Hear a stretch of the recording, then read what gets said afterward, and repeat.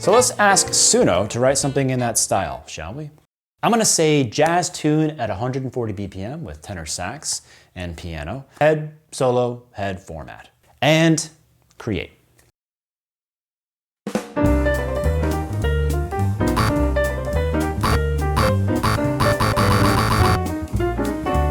I'm sorry, but we're scared of this? Honestly, you know what? I think we deserve it.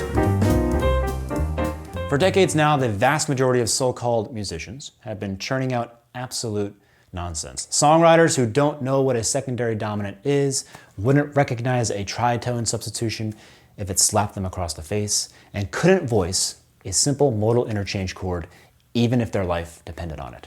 Walking around, calling themselves composers.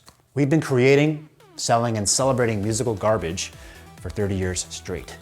And now we're panicking because a machine can splice together a few audio clips faster than we can.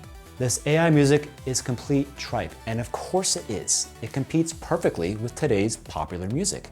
So yes, we are all going extinct. Suno can make songs just as good or better than we've been listening to for the last 20 years. Because most of what we've been listening to for the last 20 years is pretty vacuous and empty. The corporate side of music and pop music as we've known it is dead. Honestly, it stopped being about the art of music a long time ago. And this whole idea of producing music, what does that even mean? Shouldn't producing music mean picking up an instrument and actually playing it?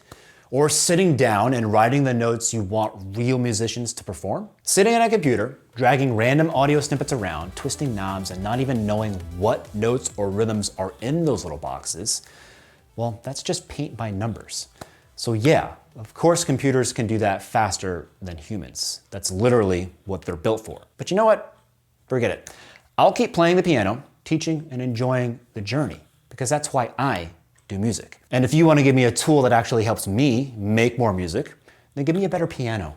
Give me pencil and paper, give me good notation software, or something to record a real performance. This isn't really about tools or technology. We even make music apps at MDEX, but the goal is always the same, to help musicians understand more, play better, and write better music. But don't try to pretend that there's any art behind cutting and pasting pieces of audio. Of course, AI is going to destroy the music industry, and it doesn't even need to get much better to be able to do it. Did anyone care when beats stopped having real drummers behind them?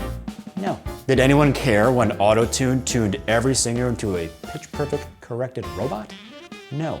And now we even pretend DJs are musicians also? So don't tell me suddenly we're all gonna care whether a human is behind the music that we listen to. We clearly haven't cared for decades. On the off chance that you were making music just to get famous or make a pile of money, then yeah, you're screwed. A lot of this is just a consequence of how we consume music today also. What is this ever-growing trend of music being used exclusively as background noise? At the supermarket, in a hotel lobby, at some loud party where everyone is shouting over each other. What's the point of having music playing 24/7 if nobody is actually listening? Why do you think music is so terrible these days? Because nobody actively listens anymore. And that's exactly why. I think that's the real reason AI-generated music will not only get a pass, but actually succeed. It's pretty obvious that if I take pieces of a Kenny Garrett solo, transpose a few notes, randomize some rhythms, then grab a Count Basie line and a Bill Evans comping pattern, and glue everything together by matching harmony, tempo, and register, I'm gonna end up with something pretty interesting. And hey, I can even randomize the whole thing and generate 1,000 variations in 10 seconds, and I only need one that sounds good. The issue isn't the output, because the method behind this is so stupid, it doesn't require a powerful AI at all.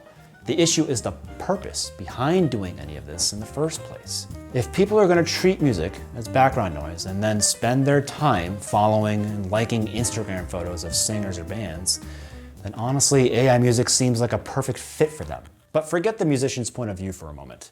You know what you're gonna miss as a listener? The stories, the history behind a human artist. When I listen, and I mean really listen, to a piece of music, I can hear it and say, oh, that's Bill Evans at the piano, and this must be an early recording because he wasn't using those modal voicings yet. Or that's Beethoven writing a passage designed to make every pianist suffer.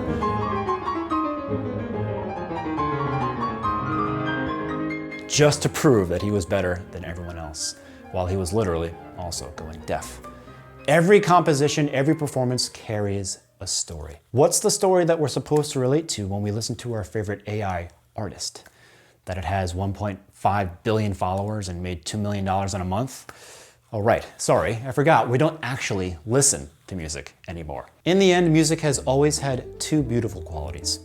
It's been passed from human to human, just like we try to do on our channel, and it's been a way to tell human stories, told by the musician himself or herself in a way that no other medium can. As a musician, the purpose of music is simple. Learn it, tell your story, and pass it along. What it's definitely not is output a song, get followers, and make money. The main purpose of music is not to be a business or an industry. Music deserves far more respect than we've been giving it for a while now. And if we don't wise up, she might walk out on us once and for all.